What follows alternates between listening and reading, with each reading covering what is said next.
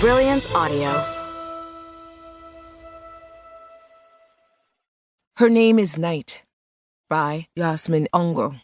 Performed by Tamika Caton Donegal. Echo cast one more look at herself, making sure the swim cap was securely on her head, the waterproof earpiece embedded in the diamond stud earrings she wore. She bent down, grabbing the fluffy white towel next to her, making sure her tool was nestled within its folds. Nigerian businessman and fixer Adam Mofor liked to take a swim early in the morning, before the community pool began to fill with patrons preparing for classes or practicing on Nigeria's Olympic team.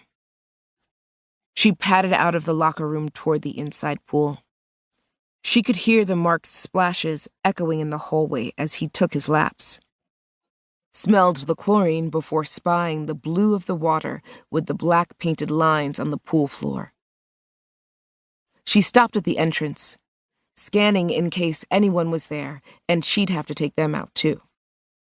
The place, as she'd anticipated, was empty.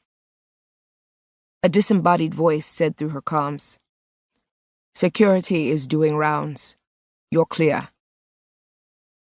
She laid her towel on the tiled floor next to the edge of the pool as Mofor approached, slicing through the water with the grace of an athlete.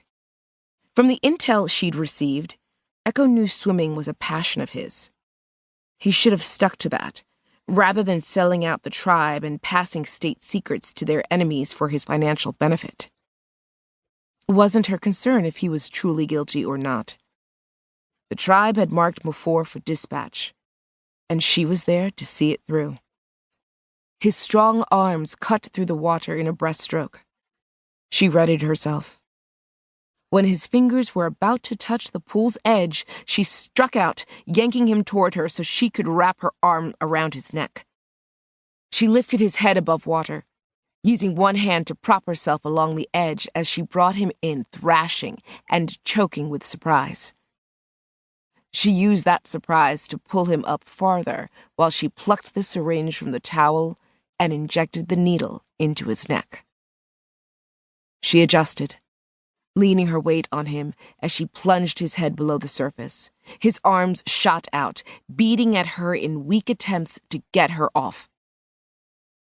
She could hear his garbled yells as his body convulsed. She held on with a vice-like grip until her Mark's thrashing began to wane, till the gurgles stopped bubbling to the surface, till the stimulant took effect, stopping his heart. Then Echo let him float away.